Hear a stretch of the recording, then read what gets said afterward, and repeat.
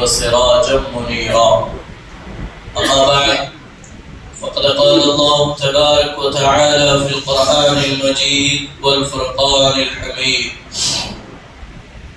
فأعوذ بالله من الشيطان الرجيم. بسم الله الرحمن الرحيم. لن ينال الله لحومها ولا دماؤها ولكن يناله التقوى منكم. آمنت بالله صدق الله العظيم وصدق رسوله النبي الأمين المكين الكريم، ونحن على ذلك لمن الشاهدين والشاكرين، والحمد لله رب العالمين. اللهم رب اشرح لي صدري ويسر لي أمري واحلل عقدة من لساني يفقهوا قولي. اللهم نبر قلوبنا بالقرآن وزين أخلاقنا بالقرآن ونجنا من النار بالقرآن وادخلنا الجنة مع القرآن. معزز و محترم و محتشم بزرگوں اور دوست محمد نوجوان ساتھیوں عزیز پیارے بچوں، السلام علیکم ورحمۃ اللہ وبرکاتہ. بحمدہ تعالی و بکرم مصطفیٰ صلی اللہ علیہ وآلہ وسلم، ماہ ذی الحجہ کا یہ دوسرا جمعہ قریب ہے جس کی میں اور آپ سعادت حاصل کر رہے ہیں. اللہ کریم اس حرمت، عظمت اور احترام والے مہینے کی برکتوں، رحمتوں، عنایتوں سے مجھے اور آپ کو مالا مال فرمائے. آئے کچھ عرض و معروض سے پیش کر ہم اور آپ مل کر سب سے پہلے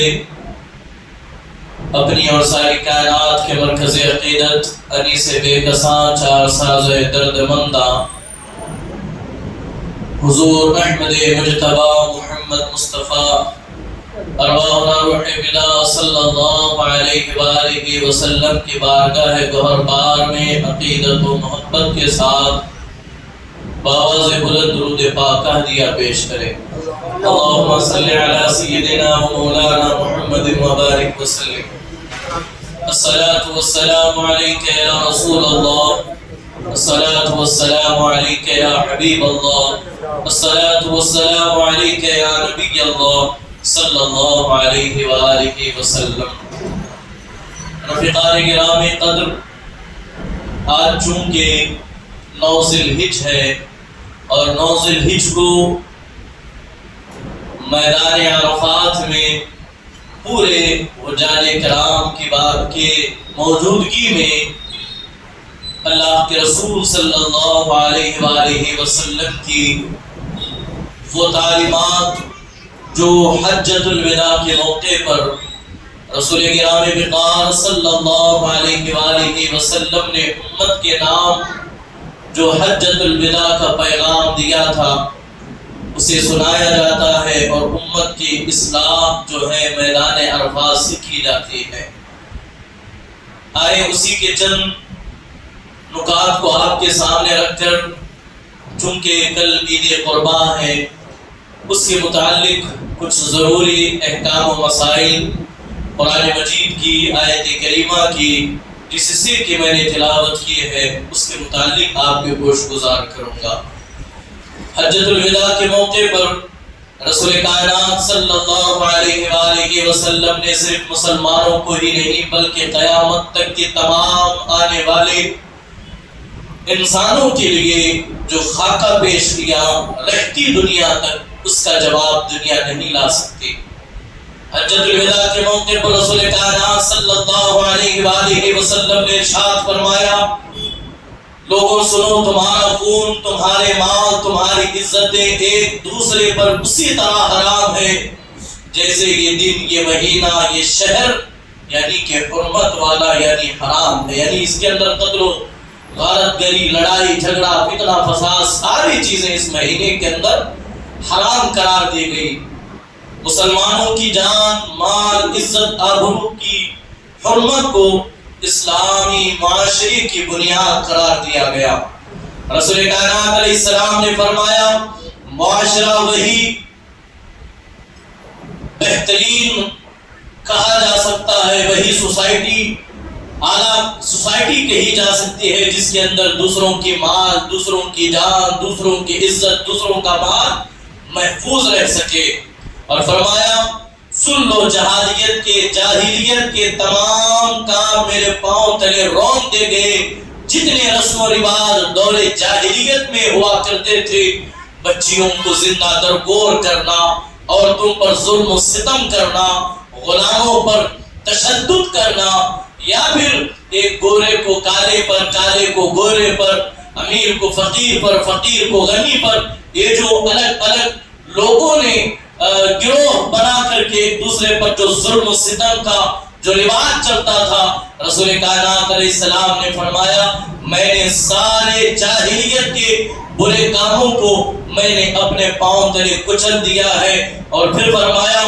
جاہلیت کا سود ختم کر دیا گیا ہے۔ سب سے پہلے میں اپنے چچا عباس ابن ابو عبد المطلب کا سود ختم کرتا ہوں، یعنی کہ حضور علیہ السلام نے حجۃ الوداع کی جو اعلیٰ تعلیم دی اس میں یہ پیغام شہر آفاق رہا کہ آج سے میں سود کو ختم کر دیتا ہوں۔ اب تک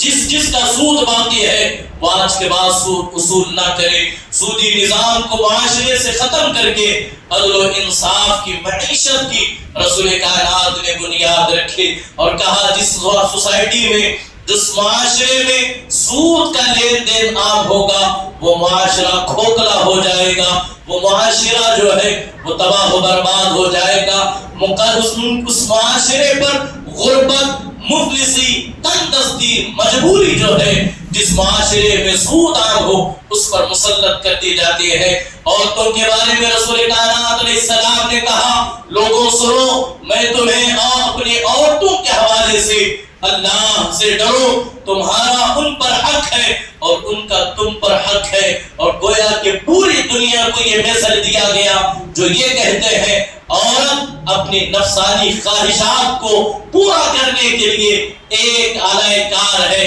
یا پھر عورت پاؤں کی جوتی ہے، یا پھر عورت ٹشو جسے مغربی کلچر میں جو کہا جاتا ہے۔ رسول کائنات نے کہا ہرگز نہیں، تمہارا عورتوں پر بھی اتنا ہی حق ہے جتنا عورتوں کا تم پر حق ہے، دونوں کے حقوق برابر ہے۔ عورتوں کی عزت، نام و نفقہ، حسن سلوک، ان کے شرعی حقوق کی حفاظت کا رسول کائنات نے حکم دیا۔ خبردار اپنی عورتوں پر ظلم نہ کرنا، اپنی عورتوں پر تشدد نہ کرنا، اپنی عورتوں کے ساتھ ناانصافی نہ کرنا۔ اور فرمایا ہر حق والے کو اس کا حق دیا جائے، اور کسی وارث کے لیے وصیت جائز نہیں۔ اگر کسی کے 10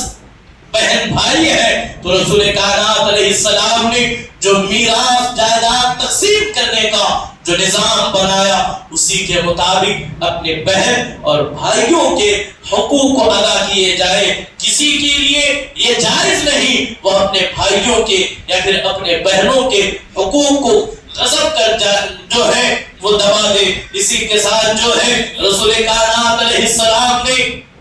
سب سے بہترین اور سب سے اعلیٰ شہر آباد پیغام جو اس حجۃ الوداع کے موقع پر دیا، فرمایا کسی عربی کو عجمی پر اور کسی عجمی کو عربی پر، کسی گورے کو کالے پر اور کسی کالے کو گورے پر کوئی فضیلت نہیں، کوئی برتری نہیں، کوئی عربی ہونے کی وجہ سے عجمی پر کوئی مقام و دسترس نہیں رکھتا۔ ہاں البتہ اللہ کی بارگاہ میں اگر کسی کی کوئی حیثیت ہے، کسی کا مقام ہے، کسی کا رتبہ ہے تو وہ ان کا تقویٰ ہے۔ ان اکرمکم عند اللہ اتقاکم، ایسا ہرگز نہیں امیر اللہ کے قریب ہے، گورے اللہ کے قریب ہے، خوبصورت لوگ اللہ کے قریب ہے، ہرگز ایسا نہیں۔ جس کا دل پاک ہے، جس کے اندر تقویٰ اور پرہیزگاری رچ اور بس کے ہی وہی اللہ کا قرب پانے والا ہے۔ اور فرمایا تم سب آدم کے اولاد ہو، آدم مٹی سے پیدا ہوئے، نسلی، لسانی، قومی تفریق کو مٹا کر اسلامی اخوت کی بنیاد رکھی گئی۔ ہم خان ہیں، ہم شیخ ہیں، ہم پٹھان ہیں، ہم فلاں ہیں، یہ کوئی معنی نہیں رکھتا۔ اسی لیے کہا گیا کہ اللہ اکبر، اللہ کے رسول علیہ السلام کی تعلیمات کو پیش نظر رکھتے ہوئے کہا کہ ایک ہی صف میں کھڑے ہو گئے محمود و عیان، نہ کوئی بندہ رہا نہ کوئی بندہ رہا، اور فرمایا میں تمہارے درمیان دو چیزیں چھوڑے جا رہا ہوں، دو مضبوط اور بھاری بھرکم چیزیں چھوڑے جا رہا ہوں، جب تک تم ان دو چیزوں کو پکڑے رکھو گے تم گمراہ نہیں ہو سکتے، تم ضلالت کی وادیوں میں بھٹک نہیں سکتے۔ پہلا کتاب اللہ وعترت رسول اللہ، ایک اللہ کا کلام تمہارے درمیان چھوڑے جا رہا ہوں، دوسری میری اہل بیت تمہارے درمیان رہے گی، جب تک تم ان سے جڑے رہو گے، ان کے دامن سے وابستہ رہو گے، تم ہرگز گمراہ نہیں ہو سکتے، تم ہرگز جو ہے وہ ناکام نہیں ہو سکتے۔ اس کے بعد رسول کائنات علیہ السلام نے ارشاد فرمایا،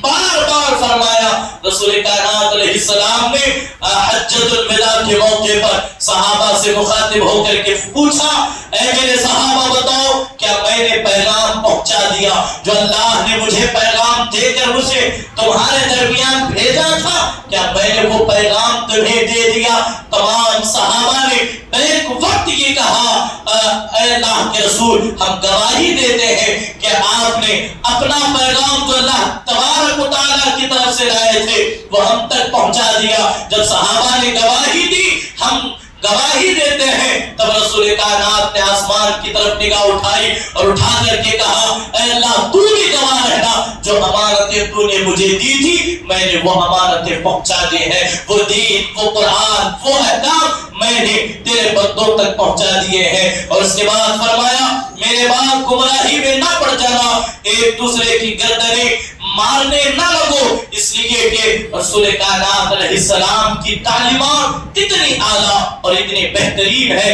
خدا کی قسم اگر خطبہ حجۃ الوداع کو ہم اپنی زندگی کا حصہ بنا لیں، یقین مانیں ہم ایک بہترین سوسائٹی بنا سکتے ہیں، ایک بہترین معاشرے کی ہم بنیاد رکھ سکتے ہیں۔ یہ ایسی سوسائٹی جس کے اندر ہر انسان کی عزت نفس کا بھی خیال رکھا گیا، جان کا بھی خیال رکھا گیا، مال کا بھی خیال رکھا گیا، ایک دوسرے کے حقوق ادا کیے جاتے رہے، قرآن اور حدیث رسول، سنت رسول کے مطابق جب زندگیاں گزریں گی تو یقین مانے ایک بہترین سوسائٹی ہم پیدا کر سکتے ہیں۔ اور رسول کائنات علیہ السلام کی تعلیمات میں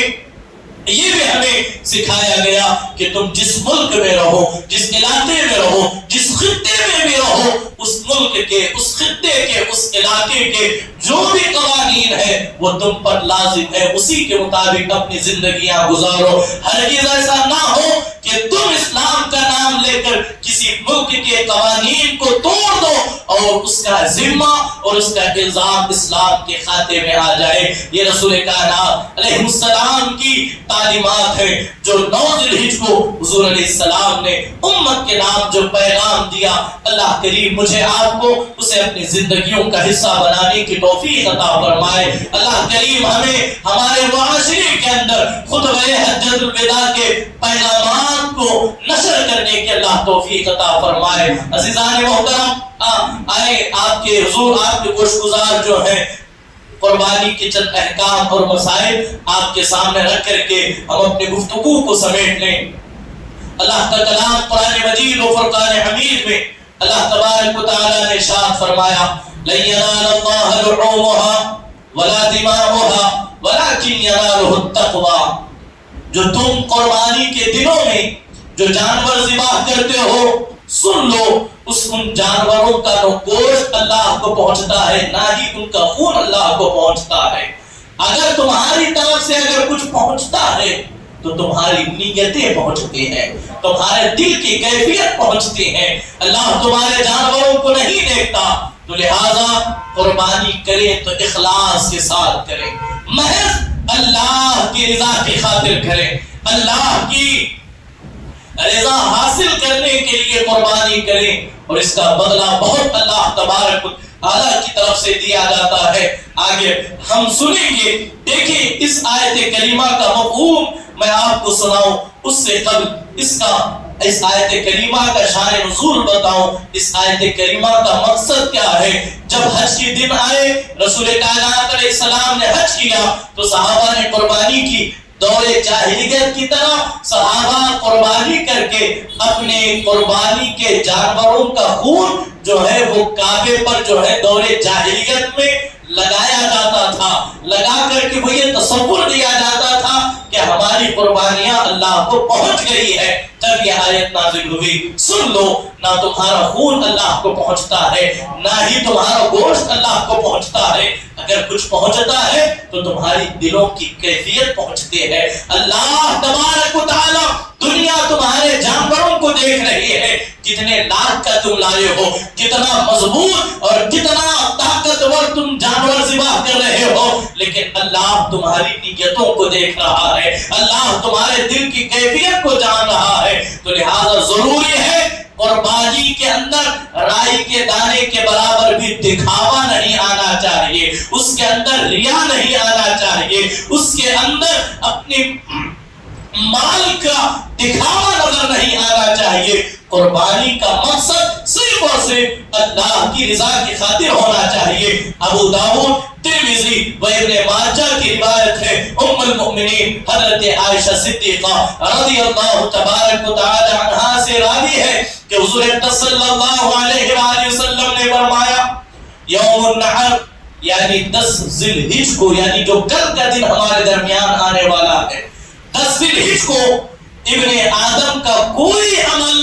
خدا کے نزدیک خون بہانے یعنی قربانی کرنے سے زیادہ پسندیدہ نہیں ہے، قربانی کرنے سے زیادہ پسندیدہ نہیں ہے۔ اور وہ جانور قیامت کے دن اپنے سینگ اور بال اور کھروں کے ساتھ آئے گا، اور قربانی کا خون زمین پر گرنے سے پہلے پہلے وہ اللہ کے نزدیک مقام مقبول کو پہنچ جاتا ہے، اللہ کی بارگاہ میں وہ جانور قبول ہو جاتا ہے۔ تو لہذا اسے خوش دلی کے ساتھ کرو، جب قربانی کرو تو مال پر نظر نہ رکھو کہ اس جانور پر میرا بہت مال چلا گیا۔ اور اتبرانی میں حضرت امام حسن بن علی رضی اللہ تعالی عنہ سے راوی ہے کہ حضور صلی اللہ علیہ وسلم نے ارشاد فرمایا، جس نے خوش دلی کے ساتھ اچھی نیت کے ساتھ اللہ کی رضا کی خاطر طالب ثواب ہو کر ثواب حاصل کرنے کی نیت سے قربانی کی، وہ آتش جہنم سے روک دیا جائے گا، وہ حجاب آ جائے گا جہنم اور اس کے درمیان۔ اسی کے ساتھ امام طبرانی نے حضرت ابن عباس رضی اللہ تعالی عنہ سے راوی ہے کہ حضور صلی اللہ علیہ وسلم نے ارشاد فرمایا، جو روپیہ عید کے دن قربانی میں خرچ کیا گیا اس سے زیادہ کوئی روپیہ پیارا نہیں ہے۔ یعنی جو لوگ یہ کہتے ہیں کہ عید قربانی کے موقع پر 50,000 60,000 70,000 لاکھ روپے کا جانور خریدی کرنے سے بہتر ہے ہزاروں بکرے بکریاں اور دیگر جانور ذبح کرنے سے بہتر ہے کہ ان کی رقم کو صدقہ کر دیا جائے، ان کی رقم کو کسی کے شادی بیاہ میں لگا دیا جائے، ان کی رقم کو کسی مسجد میں دے دیا جائے، کسی کی ایجوکیشن کے لیے خرچ کر دیا جائے۔ یاد رکھیں اللہ کے رسول علیہ السلام کی تعلیم یہ ہے، یہ جو 3 دن ہیں ان دنوں میں اللہ کے نزدیک سب سے پسندیدہ عمل جو ہے وہ قربانی کرنا ہے۔ تو لہذا قربانی کا کوئی بدل نہیں ہے، قربانی کا کوئی اس کا دوسرا نہیں ہے۔ اور دوسری چیز یہاں یہ سنیں، ابن ماجہ حضرت ابو ہریرہ رضی اللہ تعالی عنہ سے راوی کہ حضور صلی اللہ علیہ وآلہ وسلم نے ارشاد فرمایا، جس میں وسعت ہو، جس کے اندر طاقت ہو، جس کے پاس مال ہو، جس کے پاس پیسہ ہو، وہ قربانی نہ کرے، حضور علیہ السلام نے فرمایا وہ ہمارے عیدگاہ کے قریب بھی نہ آئے، وہ ہمارے عیدگاہ کے قریب نہ آئے۔ اور اس کے بعد فرمایا، ابن ماجہ نے حضرت زید بن ارقم رضی اللہ تعالی عنہ سے روایت کی، صحابہ کرام رضوان اللہ تعالی علیہم اجمعین نے عرض کی، یا رسول اللہ صلی اللہ علیہ وآلہ وسلم یہ قربانیاں کیا ہیں؟ فرمایا تمہارے باپ ابراہیم علیہ السلام کی سنت ہے۔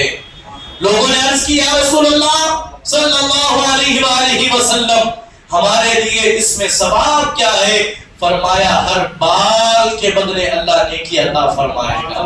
ہر بال کے بدلے اللہ نیکی عطا فرمائے گا، اور اگر اون ہے تو اس کے ہر بال کے بدلے بھی اللہ نیکی عطا فرماتا ہے۔ یعنی کہ آپ تھوڑی سی جو ہے اپنے مال کا ایک حصہ جو ہے وہ لگا کر کے اللہ کے حضور سے ایک بہت بڑی جو ہے وہ اجر و ثواب کی آپ اپنے نامۂ اعمال میں ذخیرہ اکٹھا کر سکتے ہیں۔ تو لہٰذا قربانی خوش دلی کے ساتھ کریں۔ قربانی کے مسائل میں یہ ہے، جو مالک نصاب ہے، جس کے پاس 52.5 تولہ چاندی یا اس کے برابر کی رقم یا 7.5 تولہ سونا یا ان دونوں میں سے کسی ایک کے برابر بھی جس کے پاس رقم ہو، اس پر قربانی واجب ہے، یا پھر یوں کہیں جس پر زکوٰۃ واجب ہے اس پر قربانی بھی واجب ہے۔ اب ان دونوں میں فرق اتنا ہے کہ زکوٰۃ جو ہے وہ سال کے گزر جانے کے بعد فرض ہوتی ہے۔ مثال کے طور پر آج 6 جون ہے، 6 جون کو آپ کے پاس 1 لاکھ روپے آپ کے اکاؤنٹ میں جمع ہوئے، اور 1 سال تک آپ نے اسے خرچ نہیں کیا، وہ یوں ہی آپ کی بینک میں پڑے رہے حتیٰ کہ 1 سال گزر گیا۔ اب سال گزر جانے کے بعد اس کا 2.5% آپ کو اللہ کی راہ میں دینا یہ فرض ہے۔ لیکن قربانی کا ایسا نہیں ہے۔ ان 3 دنوں میں یعنی 10 ذی الحج، 11 ذی الحج، 12 ذی الحج کی مغرب سے پہلے بھی ان 3 دنوں میں اگر کسی بھی وقت آپ کے پاس اتنا مال آ گیا، آپ کے پاس اتنا روپیہ آ گیا، کوئی فقیر تھا غنی ہو گیا، مال اس کے پاس آ گیا، تو اب اس پر فوراً قربانی واجب ہو جاتی ہے، فوراً قربانی واجب ہوتی ہے۔ اسے عام الفاظ میں کہوں، آپ کے پاس اگر 60,000 روپے ہے تو آپ پر قربانی واجب ہے، بہت زیادہ اس میں الجھنے کی ضرورت نہیں ہے۔ تو لہٰذا قربانی کو خوش دلی کے ساتھ کریں، اور قربانی یہ ایک مالی عبادت بھی ہے اور ایک دلی عبادت بھی ہے۔ اس کے اندر اللہ کی طرف سے عبادت کا جو اجر و ثواب ہے وہ تو اپنی جگہ ہے ہی ہے، لیکن ساتھ ہی ساتھ قربانی کا جانور کا جو گوشت ہے اللہ نے اس کے اندر بھی برکت رکھی ہے۔ اب اس کے بعد قربانی کے چند ضروری مسائل آپ کے سامنے رکھنے کی کوشش کروں گا۔ اگر کوئی ایسا مسئلہ ہو جو اس میں بیان نہ ہو سکے، آپ کے ذہن میں آئے تو آپ انشاءاللہ پوچھیں، اگر میرے ذہن میں اس کا جواب ہوگا تو جواب دیا جائے گا، ورنہ پھر انشاءاللہ عصر یا مغرب تک اس کا جواب آپ کو دیا جائے گا۔ یہاں پر جو ہے سب سے اہم مسئلہ یہ ہے، جیسے ہی قربانی کے یہاں نزدیک آتے ہیں، ایک سب سے اہم مسئلہ یہ ہوتا ہے کہ لوگوں کے اندر بہت سارے مسائل پیدا ہوتے ہیں، ایسے مسائل جن مسائل کا جاننا ضروری ہے، لوگ ان مسائل کو نہیں جاننے کی کوشش کرتے،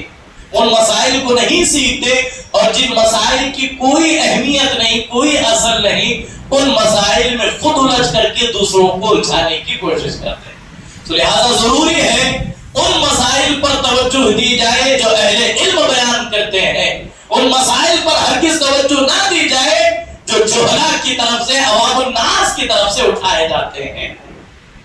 سب سے اہم مسئلہ، اب اسی مسئلے کو بیان کرتے ہوئے آپ کے درمیان مجھے 3 سال ہو رہے ہیں اور یہ 4تھا سال ہے،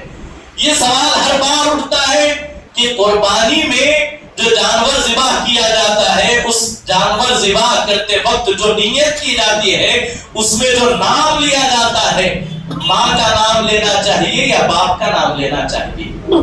یا پھر عورت ہے تو عورت بیوی کی، آپ کی نکاح میں جو بیوی ہے اس کی اگر قربانی آپ کر رہے ہیں تو اس کے نام کے ساتھ شوہر کا نام لیا جائے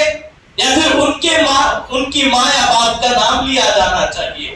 دیکھیں، سب سے پہلے اس کا سیدھا سادہ عام فہم میں آپ کو اس کا جواب اور شرعی مسئلہ آپ کو گوش گزار کروں۔ جو دعا کی جاتی ہے، جو دعا پڑھی جاتی ہے اور جو الفاظ دہرائے جاتے ہیں، یہ نیت ہے، اور نیت کے حوالے سے کہا گیا نیت زبان سے کہنا ضروری نہیں ہے، دل میں ارادہ ہے یہی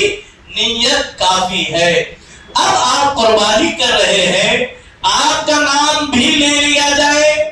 کافی ہے ماں یا باپ کا نام لینا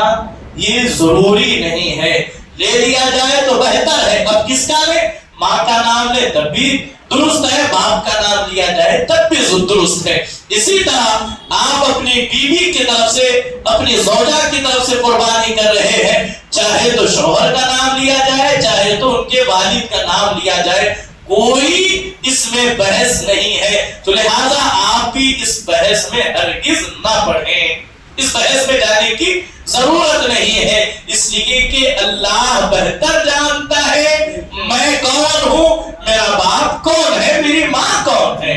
وہاں بتانے کی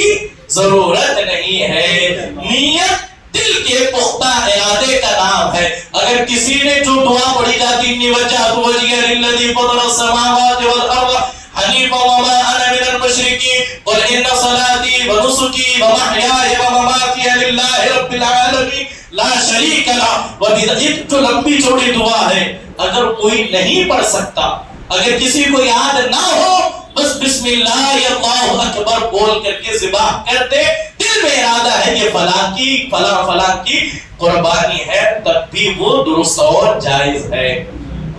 تب بھی وہ درست اور جائز ہے۔ مجھے امید ہے کہ اس میں کوئی ڈاؤٹ آپ کو نہیں لگ رہا ہوگا۔ اور ساتھ ہی ساتھ یہاں ابھی 1-1.5 مہینے سے ایک مسئلہ بہت زیادہ تیزی کے ساتھ پھیل رہا ہے،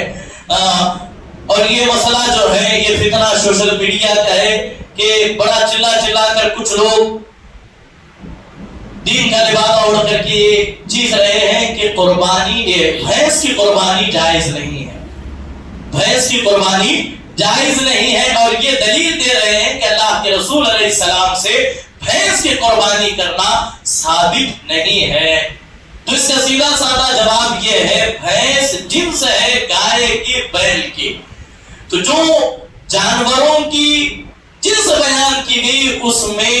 خسی، غیر خسی، بیل، بکرا، نر، مادہ اور ساتھ ہی ساتھ بھینس، بھینسا سب شامل ہو گئے۔ جو لوگ یہ کہتے ہیں کہ حضور علیہ السلام سے بھینس کی قربانی کرنا ثابت نہیں ہے، ان کے لیے بس اتنا سیدھا سادہ جواب یہ ہے، ہر علاقے کے کچھ مخصوص جانور ہوتے ہیں، ہر علاقے کے کچھ مخصوص جانور ہوتے ہیں، اور وہ مخصوص جانور ایسے ہوتے ہیں جو یہاں پائے جاتے ہیں وہاں نہیں پائے جاتے، وہاں پائے جاتے ہیں اور یہاں نہیں پائے جاتے۔ مثلا آپ دیکھ لیں، جتنی تعداد میں اونٹ عرب میں پائے جاتے ہیں اتنی تعداد میں اونٹ ہند میں نہیں پائے جاتے، تو لہٰذا کسی چیز کا ثابت ہونا ضروری ہے، پایا جانا یہ ضروری نہیں ہے۔ یعنی کہ سیدھا سادہ جواب یہ ہے، بھینس کی قربانی بالکل درست اور 100% جائز ہے، اور جو لوگ یہ کہتے ہیں کہ بھینس کی قربانی جائز نہیں، انہی کے اکابرین کے فتاوے ہمارے پاس موجود ہیں جن کا فتویٰ ہے کہ بھینس کی قربانی جائز ہے۔ اب اسی کے ساتھ جو ہے جس طرح اونٹ کے حوالے سے ایک مسئلہ یہ، چونکہ ہمارے یہاں اونٹ کی قربانی نہیں ہوتی بھی ہے تو بہت مختصر انداز میں، بہت کم علاقوں میں ہوتی ہے، تو اونٹ کے حوالے سے یہ کہا جا رہا ہے کہ اونٹ کے اندر 10 حصے ہوتے ہیں، جبکہ یہ غلط مسئلہ ہے۔ جس طرح بڑے جانور کے اندر 7 حصے ہوتے ہیں، اسی طرح اونٹ میں بھی 7 ہی حصے ہیں، اس سے زیادہ نہیں ہو سکتے۔ اب یہاں پر جانوروں کی عمر کے حوالے سے بیان کیا گیا، جو اونٹ ہوگا وہ 5 سال کا ہونا لازمی ہے، جو بڑا جانور ہے بھینس، گائے وغیرہ جو ہے اس کی 2 سال کی مدت طے کی گئی، اور اسی کے ساتھ جو ہے جو بکری یا بکرا ہے اس کی عمر 1 سال ہونا لازم ہے۔ البتہ یہاں ایک رسول کائنات علیہ السلام نے یہ بیان فرمائی، اگر کوئی 6 مہینے کے بکری کا بچہ ہے، 6 مہینے کا بچہ ہے، اگر وہ دیکھنے میں 1 سال کا نظر آ رہا ہے، دیکھنے میں 1 سال کا نظر آ رہا ہے، تو بلا کراہت اس 6 مہینے کے بکرے کی قربانی بھی جائز اور درست ہے۔ البتہ یہ وہی کہہ سکتا ہے جو بکریاں بکرے پالتے ہیں، انہیں اندازہ ہوتا ہے کہ 1 سال کا بکرا کتنا بڑا نظر آتا ہے، اگر وہ کہے کہ یہ 1 سال کا نظر آ رہا ہے تو اس کی قربانی درست اور جائز ہے۔ اور یہاں سب سے اہم یہ بھی ضروری ہے کہ قربانی کے گوشت کے حوالے سے، قربانی کا جو گوشت ہے، چونکہ ہمارے اور آپ کی پہچان نان مسلمز کے ساتھ بھی ہے اور ہر طبقے کے ساتھ ہے۔ دیکھیں قربانی کے جانوروں کا جو گوشت ہوتا ہے اسے غیر مسلموں کو دینا جائز نہیں ہے۔ غیر مسلموں کو قربانی کیوں نہیں دینا چاہیے؟ اور یہی حکم عقیقے کا بھی ہے۔ جو آپ عقیقہ کر کے دعوت کرتے ہیں، آپ اس میں خاص خیال رکھیں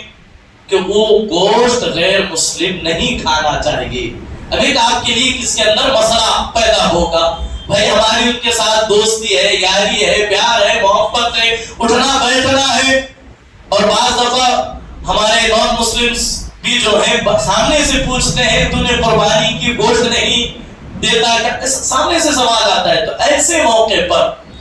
آپ کو اس شریعت مطہرہ نے اس بات کا حکم آپ کو دیا گیا۔ حکم شرع یہ ہے، آپ کی دوستی ہے، محبت ہے، سلام کلام ہے، تو ایسے موقع پر آپ کچھ گوشت باہر سے خرید کر کے اسے اپنے گھر لائیں اور انہیں گوشت دیں۔ قربانی کا گوشت نہیں ہونا چاہیے۔ کیوں نہیں ہونا چاہیے؟ اس کی وجہ یہ ہے کہ جو قربانی کا جانور ہے یہ عام جانور نہیں ہے، یہ خاص موقع پر خاص اللہ کے نام پر ذبح ہوتا ہے۔ تو لہذا ہمارے ملک کے جو غیر مسلم ہیں وہ حربی کہلاتے ہیں۔ تواتر کے ساتھ اہل علم کا یہ فتویٰ ہے اور مسئلہ ہے کہ قربانی کا گوشت غیر مسلموں کو نہیں دیا جا سکتا۔ اگر دینا ضروری ہے تو باہر سے کچھ گوشت خرید کر آپ انہیں دیں تاکہ آپ کی محبت کا جو تقاضا ہے وہ بھی پورا ہو جائے اور شرعی مسئلے پر عمل بھی ہو جائے۔ اسی طرح اگر عقیقہ آپ کر رہے ہیں اور غیر مسلموں کو دعوت دے رہے ہیں تو اس عقیقے کے اندر آپ اسی طرح جو ہے کچھ گوشت پکا کر ان کے لیے الگ سے اہتمام کر لے، یہ بالکل جائز و درست ہے۔ اور یہاں پر سب سے یہ اہم اور ضروری مسئلہ ہے، بہت سارے لوگ قربانی کرتے ہیں تو ایک سمجھے کہ غلط فہمی ہمارے اندر یہ آئی ہے کہ ہم جب پہلی مرتبہ قربانی کر رہے ہوں تو پہلے ہم حضور کے نام سے کریں گے، پہلے ماں کے، اس کے بعد ہمارے والد کے نام سے کریں گے، اس کے بعد والدہ کے نام سے کریں گے، پھر اگلے سال پھر اپنے نام سے کریں گے۔ دیکھیں یہ بہت غلط مسئلہ آپ کے علم میں ہے، ایسا ہرگز نہیں ہے۔ دیکھیں آپ مالک نصاب ہیں، آپ مالک نصاب ہے تو قربانی آپ پر ہی واجب ہے۔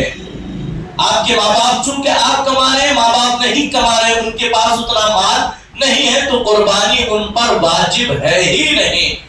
تو آپ پر جو قربانی واجب ہے آپ وہ چھوڑ کر اپنے ماں باپ کے نام سے یا بچوں کے نام سے کریں گے، جن پر وہ قربانی واجب نہیں ہے تو وہ قربانی نفلی ہوگی۔ آپ پر جو قربانی واجب تھی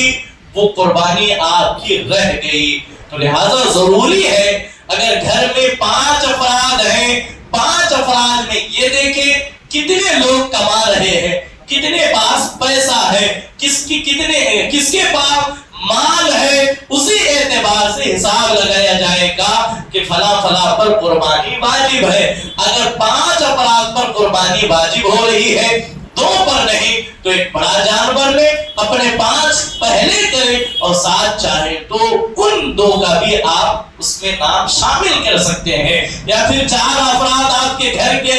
آپ نے بڑا جانور خریدا ہے تو بڑے جانور کے اندر پہلے اپنے 4 ناموں کو لے کر باقی آپ اس میں جسے بھی شامل کر سکتے ہیں آپ بالکل اس میں کر سکتے ہیں۔ یہاں بہت سارے افراد جو ہیں جن کے والدین انتقال کر گئے وہ نہیں ہیں، ان کے نام سے یہ کہتے ہیں ہم پہلی مرتبہ قربانی کر رہے ہیں، پہلے اپنے مرحوم والد کے نام سے کریں گے، اس کے بعد والدہ کے نام سے کریں گے، اس کے بعد اپنے نام سے کریں گے۔ عزیز میرے عزیز، قربانی آپ پر واجب ہے، مردے پر واجب نہیں ہے، مردے پر حکم نہیں ہے۔ تو لہذا پہلے آپ کر لیں، آپ کی ہو گئی، پھر اللہ آپ کو استطاعت آپ کے پاس ہے، آپ کے پاس طاقت ہے تو آپ اپنے ساتھ ہزاروں قربانیاں کیجیے، کوئی مذائقہ نہیں ہے۔ آپ 1000 افراد کی کر رہے ہیں، خود کی نہیں کر رہے، آپ پر واجب ہے تو ظاہر سی بات ہے وہ ادا ہوئے، لیکن آپ کا ذمہ ادھورا ہے۔ یہاں پر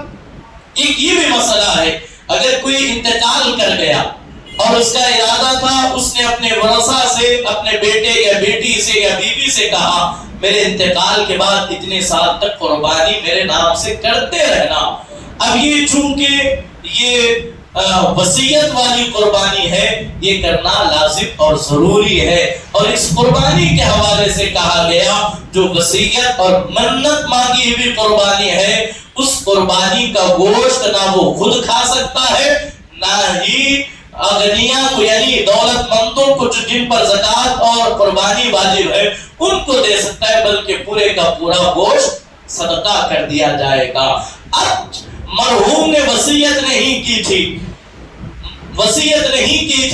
اب اگر آپ قربانی مرحوم کے نام سے کر رہے ہیں تو اس کا گوشت خود بھی کھا سکتے ہیں اور دوسروں کو بھی کھلا سکتے ہیں۔ بس یہاں اتنا فرق ہے، اگر اس کی وصیت کی ہوا قربانی آپ کر رہے ہیں تو ضروری ہے کہ پورا گوشت جو ہے وہ صدقہ کر دینا ہوگا۔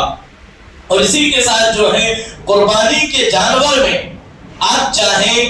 تو عقیقے کا حصہ بھی شامل کر سکتے ہیں، بالکل درست ہے۔ عقیقہ بھی یعنی کہ 4 حصے آپ کے قربانی کے ہیں، 2 گھر کے ایسے افراد ہیں یا 3 ایسے افراد ہیں جن کا عقیقہ نہیں ہوا، تو بالکل بلا کراہت اس قربانی کے جانور میں عقیقے کی نیت بھی شامل ہو سکتی ہے، اور یہ بالکل درست ہے۔ اور یہاں یہ بھی ضروری ہے کہ بہت سارے لوگ اس وجہ سے قربانی نہیں کرتے کہ قربانی کے لیے یہ لازم ہے کہ جو قربانی کی جا رہی ہو اس کا گوشت کھانا ضروری ہے۔ ایسا ہرگز نہیں ہے کہ قربانی کا گوشت کھانا ہرگز ضروری نہیں ہے، قربانی کرنا ضروری ہے۔ آپ گوشت کھائیں یا نہ کھائیں کوئی اس میں مذائقہ نہیں ہے، البتہ آپ مالک نصاب ہیں تو آپ پر قربانی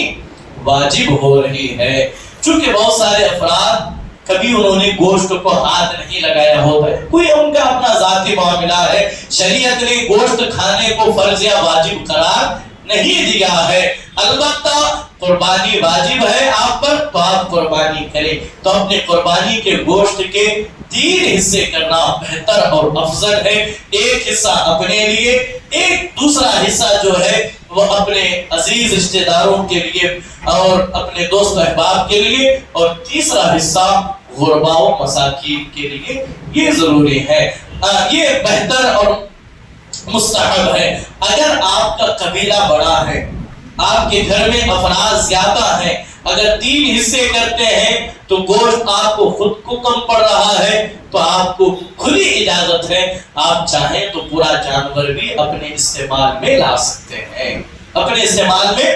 سکتے ہیں، اور اس گوشت کی حوالے سے یہ بھی یاد رکھیں کہ اتنے ہی دن میں اس گوشت کو ختم کر دینا لازم اور ضروری ہے، ایسا بھی ہرگز نہیں، آپ سال ہر سال اس گوشت کو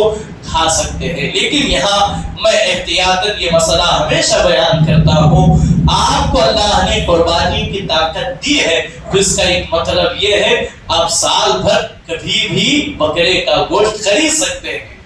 ہفتے میں 1 مرتبہ یا ہفتے میں 2 دن، چونکہ آپ مالک نظام اللہ نے آپ کو دیا تو آپ تھوڑا سا دل بڑا کر کے ان دنوں میں اس بکرے کے گوشت کو ان تک پہنچائیں جو سال بھر خریدنے کی استطاعت نہیں رکھتے۔ یہ عبادت بھی ہے اور افضل بھی ہے، ضروری نہیں ہے، ضرور چاہیں تو پورا صدقہ کر دیں، پورا جو ہے آپ تقسیم کر دیں، یا پورا گوشت آپ اپنے پاس رکھ لیں۔ اور البتہ بعض دفعہ گوشت اتنا فریزر میں بھرا ہوا ہوتا ہے کہ لائٹ چلی گئی تو گوشت خراب ہو جاتا ہے، ایسا کبھی گوشت خراب ہو جائے ہرگز اس گوشت کو پھینکا نہ جائے، بلکہ باقاعدہ اس گوشت کو دفن کرنے کا حکم دیا گیا۔ یہ چند مسائل تھے، اللہ کریم کے بارگاہ میں دعا ہے۔ ایک اہم مسئلہ یہ بھی ہے کہ بعض دفعہ قصاب حضرات جو ہے وہ جانور کو ذبح کرنے کے فوراً بعد ہی جو ہے وہ ان کے پاس وہ ایک چھرا ہوتا ہے، وہ فوراً دل میں بھونک دیتے ہیں، سینے پر مار دیتے ہیں کہ جانور جو 10 منٹ میں یا 7-8 منٹ میں جس جانور کو ٹھنڈا ہونا ہوتا ہے وہ دل میں چھڑا بھونکنے کی وجہ سے 2 منٹ میں کے اندر وہ جانور ٹھنڈا ہو جاتا ہے۔ تو دیکھیں یہ مسئلہ ہے، یہ حکم ہے۔ آپ بڑے جانور کی قربانی کر رہے ہیں تو سامنے کھڑے رہیں، خود جو ہے دیکھیں کہ جانور ٹھنڈا ہو رہا ہے یا نہیں ہو رہا۔ جب تک جانور ٹھنڈا نہیں ہوگا گردن اس کے تن سے جدا نہیں کی جائے گی۔ اس کے اندر حکمت یہ ہے کہ جب دل دھڑکتا رہے گا جانور کو ذبح کیا جائے گا، جتنا خون نسوں کے اندر گوشت کے اندر ہے جب تک دل دھڑکتا رہے گا خون باہر آئے گا پریشر سے، ورنہ آپ نے چھڑا دل میں بھونک دیا، سینے میں ڈال دیا تو ظاہر سی بات ہے جس جانور کو 5 منٹ 6 منٹ جو ہے وہ باقی رہنا تھا وہ 2 منٹ میں اگر مر گیا تو ظاہر سی بات ہے کہ وہ خون جو ہے اسی میں